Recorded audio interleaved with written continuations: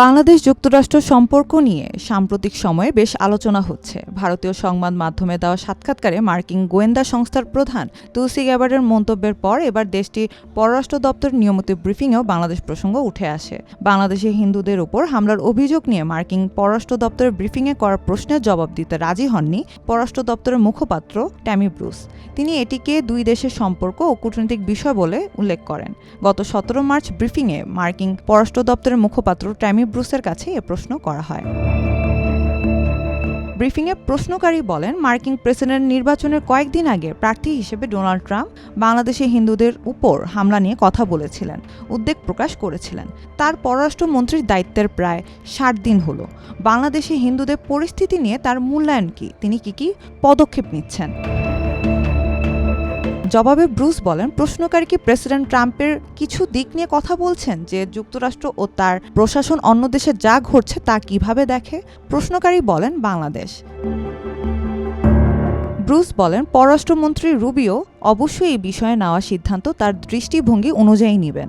তবে যখন আবার আলোচনা, কূটনৈতিক বিবেচনা, এর সঙ্গে যুক্ত কথাবার্তা এবং কি ঘটতে পারে তার কথা আসে, তখন তিনি এখানে ফলাফল কি হবে তা অনুমান করতে চান না। তার মনে হয় সেটাই সবচেয়ে ভালো কাজ হবে। প্রশ্নকারী বলেন, তিনি কি প্রশ্নটি অন্যভাবে করতে পারেন? ব্রুস বলেন, না, কারণ আমি এ বিষয়ে উত্তর দেব না। সরকারের সঙ্গে সরকারের কূটনৈতিক বিবেচনা বা একটি নির্দিষ্ট দেশে কি ঘটছে সে সম্পর্কে মনোভাব ও পদ্ধতির উত্তর আমি দেব না। যেগুলো একটি কূটনৈতিক ধরনের কথোপকথনের মধ্যে পড়ে সেখানে স্পষ্টতই আমি কথা বলতে পারি না, অথবা কি ঘটতে পারে সে সম্পর্কে আমি অনুমান করতে পারি না।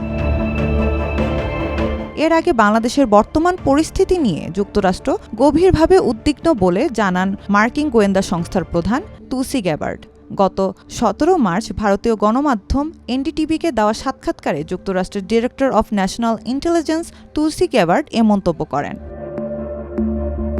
তুলসি বলেন, দীর্ঘদিন ধরে হিন্দু, বৌদ্ধ, খ্রিস্টান সহ অন্যান্য ধর্মীয় সংখ্যালঘুদের নিপীড়ন, হত্যা ও নির্যাতনের ঘটনা ঘটে আসছে, যা মার্কিন সরকার এবং প্রেসিডেন্ট ট্রাম্প ও তার প্রশাসনের জন্য অত্যন্ত উদ্বেগের বিষয়। তিনি আরও বলেন, প্রেসিডেন্ট ডোনাল্ড ট্রাম্প প্রশাসন বিশ্বব্যাপী ইসলামীপন্থী সন্ত্রাসবাদ দমন করতে প্রতিশ্রুতিবদ্ধ এবং সে লক্ষ্যেই কাজ করছে। ট্রাম্পের নেতৃত্বাধীন নতুন ক্যাবিনেট ইতোমধ্যে বাংলাদেশের অন্তর্বর্তীকালীন সরকারের সঙ্গে আলোচনা শুরু করেছে।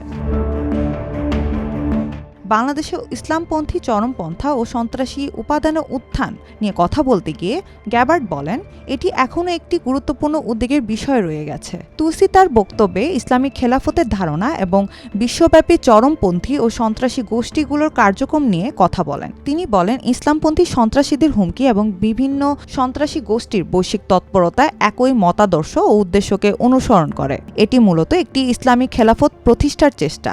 গ্যাবার্ড আরও বলেন, এটি স্পষ্ট যে অন্য যে কোনো ধর্ম অনুসারীরা তাদের লক্ষ্যবস্তুতে পরিণত হয় যদি না তারা সেই গোষ্ঠীর গ্রহণযোগ্য ধর্ম অনুসরণ করে। তারা সন্ত্রাস ও চরম সহিংসতার মাধ্যমে এ মতবাদ বাস্তবায়ন করতে চায়। তিনি জানান, প্রেসিডেন্ট ট্রাম্প এ ধরনের মতাদর্শ চিহ্নিত ও পরাজিত করতে প্রতিশ্রুতিবদ্ধ।